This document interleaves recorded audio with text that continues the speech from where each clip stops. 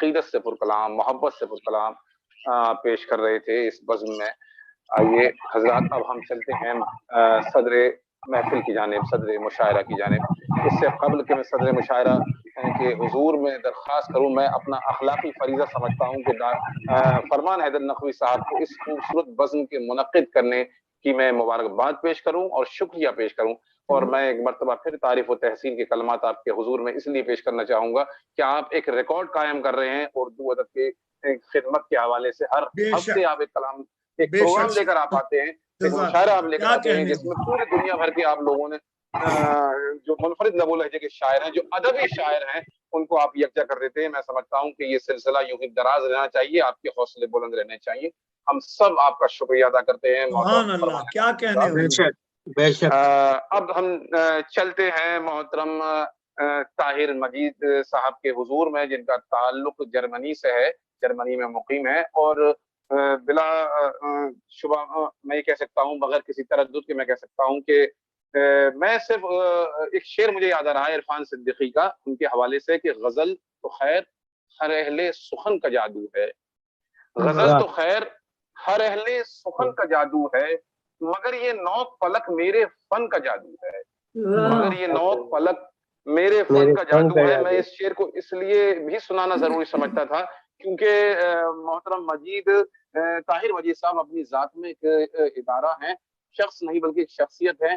جہاں انہوں نے شعر و سخن کی خدمات انجام دی، وہیں ان کی تنقیدی نگارشات بھی مختلف رسائل و جرائد چھپتی رہتے ہیں اور اردو ادب کے چاہنے والوں تک پہنچتے رہتے ہیں۔ تو میں سمجھتا ہوں کہ شاعری بھی ان کا ایک فن ہے اور تنقید بھی ان کا ایک فن ہے۔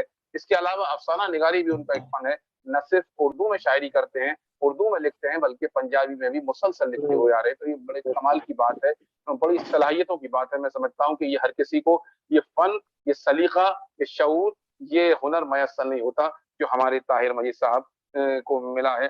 طاہر مجید صاحب کی متعدد کتابیں آ چکی ہیں، جن میں سے خوشبو کا سفر، آسماں سوچ میں گم ہے، اور اس کے علاوہ طاہر مجید صاحب پر لوگوں نے، طلبہ نے یونیورسٹیز میں تحقیقی کام بھی کیا ہے، جس میں ابھی حال ہی میں ایک تحقیقی کام ہوا ہے۔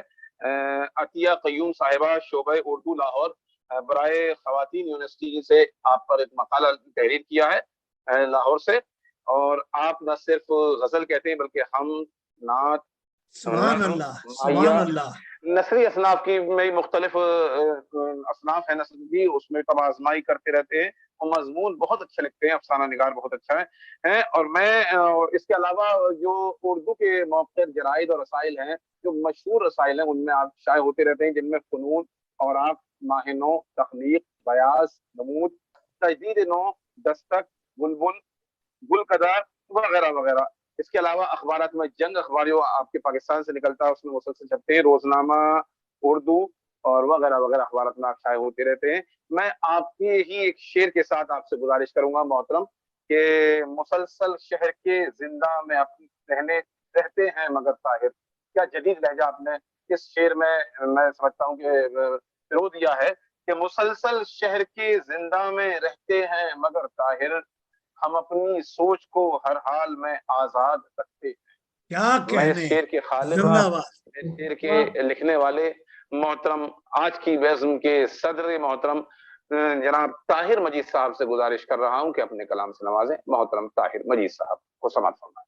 صدر محترم سے کیا میں ایک التماس کر سکتا ہوں؟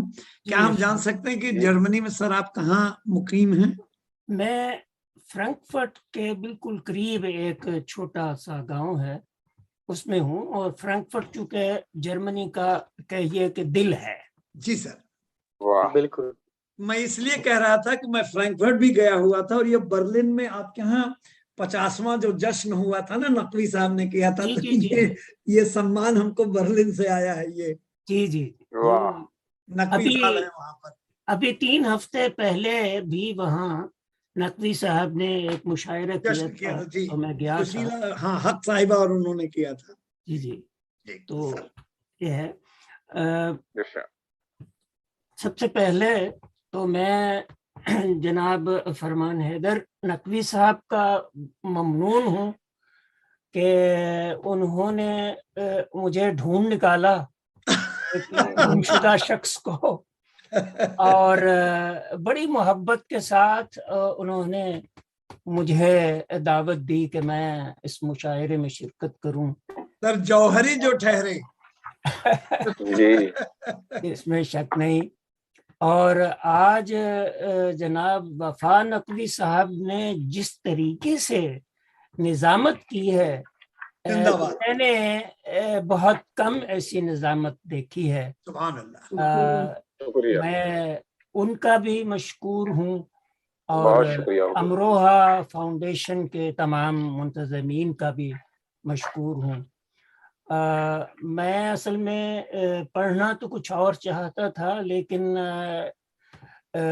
ڈاکٹر ساغر صاحب کو سن کے تو میں کچھ جو ہے وہ گھبرا گیا ہوں. ارے سر ایسا نہ اتنے بڑے شخص کے سامنے مجھے کچھ بیان کرنا ہوگا. بچے ہیں سر. بہرحال جو ہے وہ میں عرض کرتا ہوں، ابتدا کرتا ہوں میں حمد کے ایک شعر سے.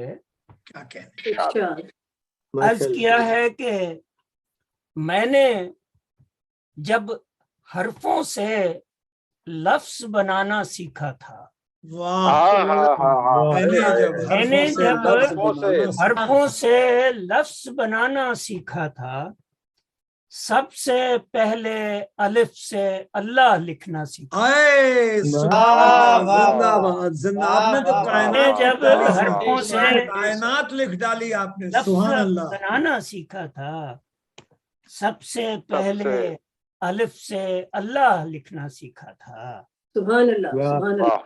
فردیات میں سے ایک دو شعر پہلے عرض کروں گا. عرض کیا ہے کہ کہتا ہوں ایک بات بڑی مختصر سی ہے، کہتا ہوں ایک بات بڑی مختصر سی ہے، جھک کر چلو حیات بڑی کہتا ہوں ایک بات بڑی مختصر سی ہے، جھک کر چلو حیات بڑی مختصر سی ہے.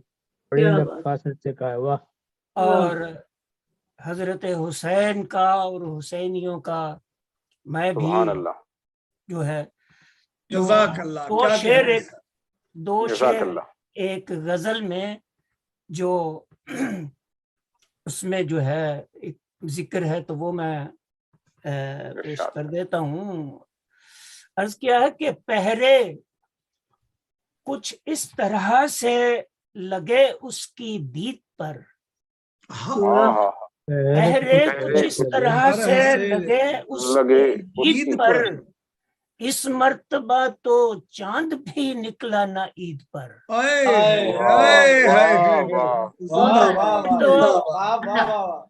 پہرے کچھ اس طرح سے لگے اس کی دید پر، اس مرتبہ تو چاند بھی نکلا نہ عید پر.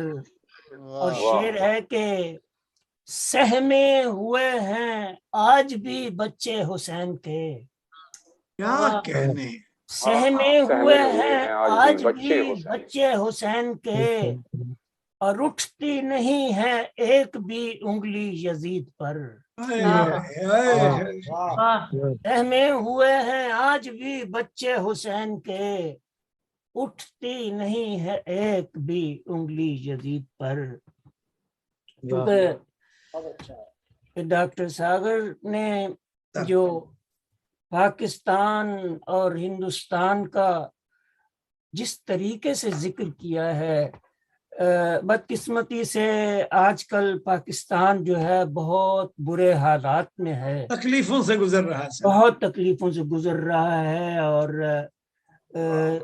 اس کا جتنا دکھ ہوتا ہے، ہم جو پہلے ہی ہجرتوں کے مارے لوگ ہیں، اور ان کو روز جب جو ہے کوئی ایک نیا دکھ ملتا ہے، اللہ راستہ نکالے گا سر. تو میرا چونکہ ذاتی نظریہ ایک شعر ہے، میں آپ کو عرض کرتا ہوں کہ خوشی سے میرا تعلق برائے نام سا ہے، खुशी से मेरा ताल्लुक बराए नाम सा है, गमों से अपनी बहुत ही पुरानी यारी है। बहुत ही पुरानी यारी है। और इसलिए कुछ दर्द की बातें हैं, अर्ज करता हूं कि इस तरह कत्ल हुआ हूं कि कोई शोर नहीं, इस तरह कत्ल हुआ हूं कि कोई शोर नहीं, मेरे कातिल मेरे अपने हैं कोई और नहीं। क्या बात है, क्या बात है। इस तरह कत्ल हुआ हूं कि कोई शोर नहीं, मेरे कातिल मेरे अपने हैं कोई और नहीं। और दर्द को दर्द ना कहना भी तो बेदर्दी है। क्या बात है, वाह। दर्द को दर्द न कहना भी तो बेदर्दी है। और अब तो जालिम ने भी हर जुल्म की हद कर दी है। क्या दर्द को फिर से पढ़े इसे, कहना भी तो बेदर्दी है। और अब तो जालिम ने भी हर जुल्म की हद कर दी है। है। और एक